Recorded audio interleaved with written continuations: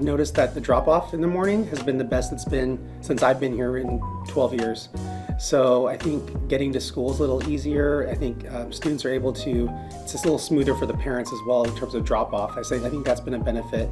From what I hear from some of the students is that the sleeping in, that 30 minutes does make a big difference. Right now, I think the schedule changed.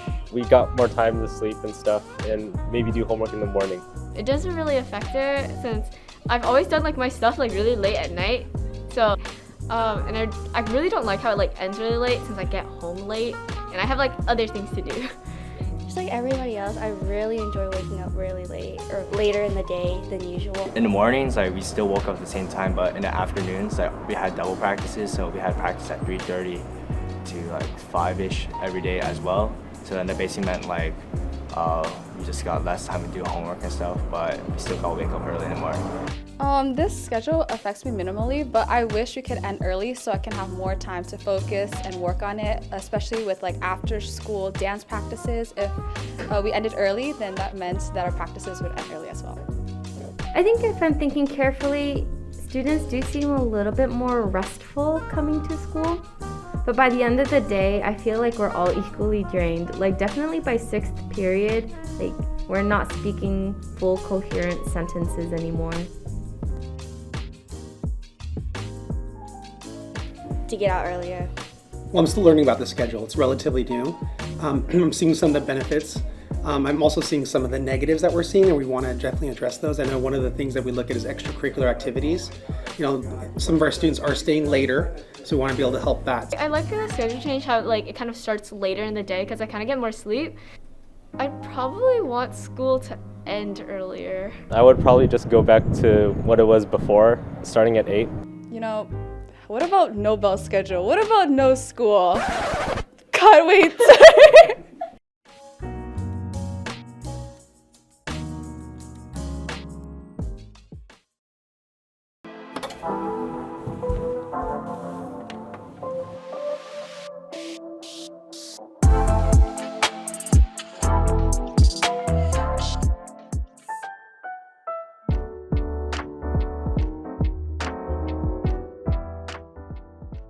Okay, so there was this one time where I was waiting after school with one of my friends, and then there was this guy that comes up to another one of our mutual friends, and he then says something to her. I think it was a confession because he acted really shy and flustered about it, and I'm pretty sure it went well because afterwards he ran in the opposite direction and smiling a lot, and this is all going great until he ran headfirst into a pole and fell over. Then he got up and pretended as if nothing happened and continued running. I asked my teacher to go to the restroom, and the moment I got to the restroom, someone played the ukulele, and another person came inside the restroom, he plays another song. So every time someone flushes the toilet or flushes urinals, he plays the slide whistles. And when someone uses a sink, he plays the maracas. And ever since that day, I've not seen that person or hear him play his instrument ever again. So basically we were eating lunch right outside, and then he came up to the both of us, and then he approached me first, and then he asked for my number, but I thought it was really weird, so I rejected him because I didn't know who he was. And then he left, but then 10 minutes later he came back to us, and then he confessed to Julia. But this time he was really creepy about it since he put his hand on my shoulder and I whacked it off. And then he said, "I'm telling your mother," and then runs away. Right, so me and this guy are stuck in the restroom, right? And we got no idea what to do. So we just start kicking the door, try to bash the door. After a few minutes, 5 other guys show up. And now there's 7 guys kicking the door, bashing the door. After 10 minutes of this, his teacher walks up, he's like, "Hey, what are you doing?" And we're like, "Hey, we're trying to bash this door down, get these guys out." And he just walks up nonchalantly and just unlocks the door. Now we're all sitting there dumbfounded, what did this guy just do? So I guess moral of the story is, please unlock the bathroom doors. Don't leave them locked, please. Love, pray you stay around me forever and never leave me. We gon' get together forever, I know you need me.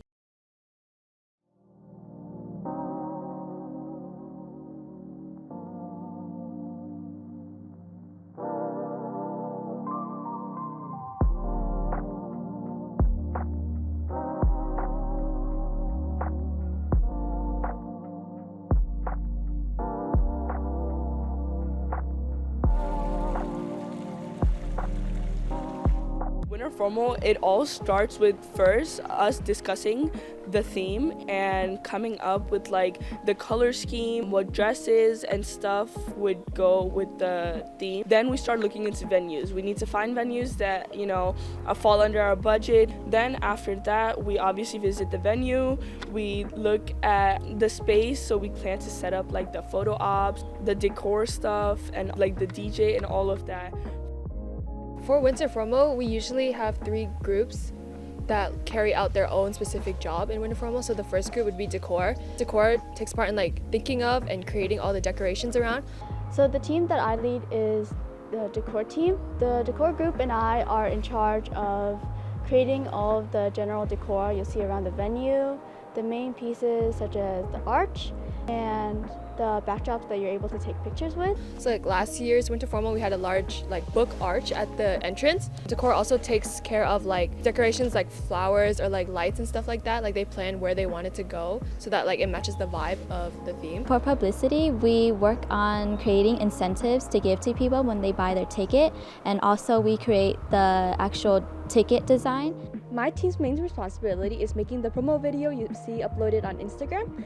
In the video, it should show a little snippet of what the venue is going to be like and how the facilities will end up being. And I hope to see you there.